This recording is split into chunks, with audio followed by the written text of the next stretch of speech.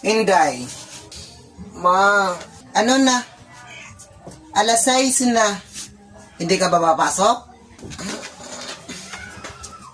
Ayoko na mag-aaral, ma.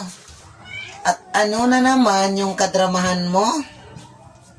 Aber? Yung ma-teacher namin, yung sisihin mo, ma.